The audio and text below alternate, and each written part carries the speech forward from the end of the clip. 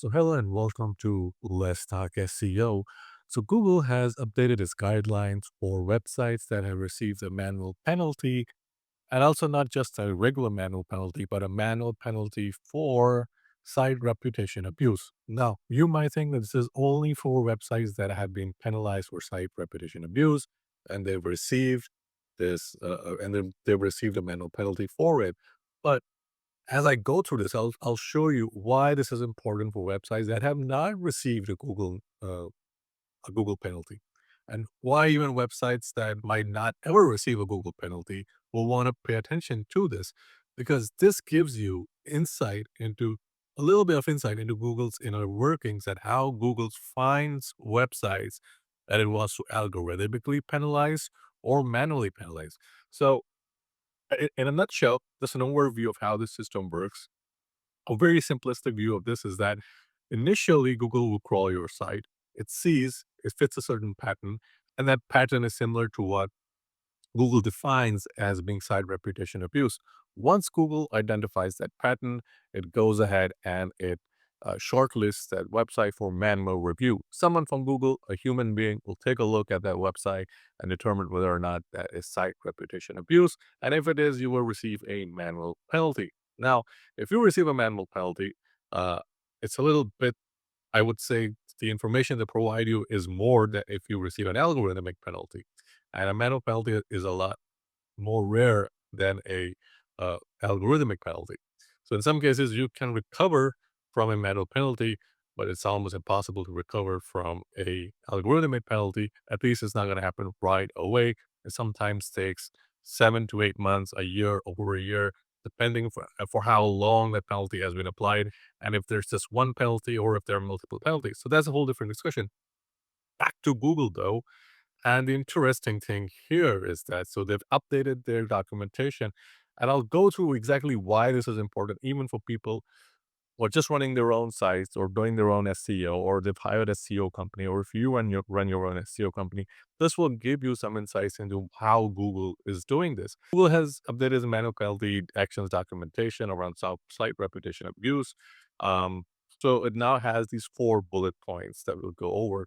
Uh, Move the violating content to a new domain. If you link from the old site to the new site, use the nofollow attribute in those links.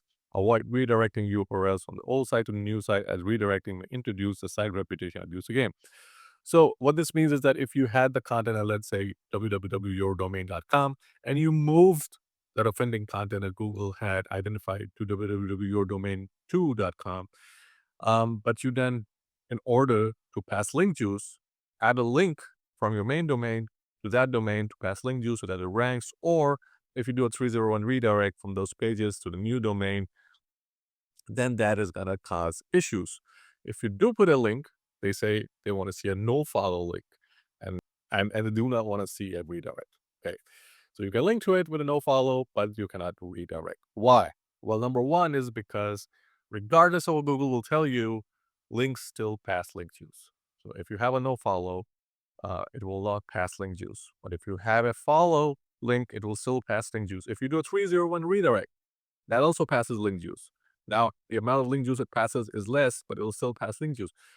The other reason, and the other set of reasons, is that when Google crawls your site, it comes across a follow link. It'll follow that link to the new site where the content is.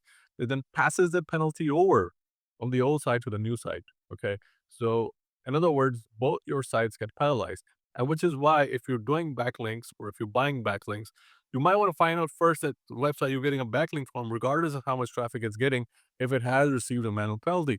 Because if you buy a backlink or you earn a backlink or you get a backlink from a website that has received a manual penalty, that penalty could be passed on to your website. And I've seen instances where people have just gone out and bought lots of backlinks.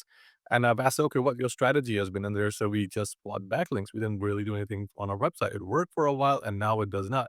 I go ahead and check, and 9 out of 10 times there are a few links, not one, but more than one link that they have brought from websites that have now received a manual penalty. That penalty passed on to their website, and now they're dealing with the same problem that the previous website from where they got the penalty from is dealing with. So not a great idea to just go out and buy links. Use no index to exclude the violating content from search indexing to make sure your no index rule is effective. Don't block the content with your robots.txt file. But this is another thing. So if you block your content with robots.txt file, Google will not go to that content. So essentially, if you want to block off sections of your website, block it in your robots.txt file. There's no reason why you shouldn't be doing it. But if it's violating content, and if you block it in your robots.txt file, Google will not know that you're violating. Okay, so if you want to violate content, Google is saying, if you want to publish in other words, what Google is saying is that if you want to publish violating content, yeah, go ahead and do it. Just block it in your robust text file, and we'll never be able to find it. Okay, but the other reason for this, and there is always a second reason for this, is if you block that content out from your robot.txt file, it's not entirely hidden from Google because there may be internal links that are going to that content, and there may also be external links that are linking to that content. Essentially, Google may obey the robot's text file, but if it finds that content through other means, either with an internal link or with an external link going to that content, it will mean that your penalty comes back again. So you might resolve in the short term the penalty by blocking out the content. Essentially, that penalty will reapply if it sees that content has only been blocked in a robust text file. The second thing is the third thing is redo the violating content as first party content. A lot of websites are doing it. In fact, I think Forbes has kind of done this because what Forbes has done is that it has redone some of its content, but that it's also blocked off a whole portion of its website from in the robots text file. And so Google can't see it. So they kind of recovered from that penalty. And I put a post earlier that that Forbes recovered quite fast from a manual penalty from Google. And now all of that stuff that was initially citing repetition abuse has reappeared in search, and they're still doing very well for CBD gummies, for vine washing machines, for mobile phone reviews, and all of that stuff, which for which they were initially penalized. So all of that stuff is returned. So if you are gonna, repurpose first party content into your own content, don't do it. Not a great idea. Rule of violating content from your website. Probably, yeah. That is what you would want to do. Is like you would want to remove that violating content from your website and probably not do it again. And if you're gonna do it again, be smart about it because I know a lot of websites make money off third-party content. They buy a high repetition domain and then they sell content or they sell guest posts. And that's I have nothing against it. It's just that you now need to be smarter about that approach. All right. So I hope you guys found the video helpful. Like and subscribe as always. And I hope you guys never have to deal with a manual penalty. And I will see you in the next video. Happy ranking.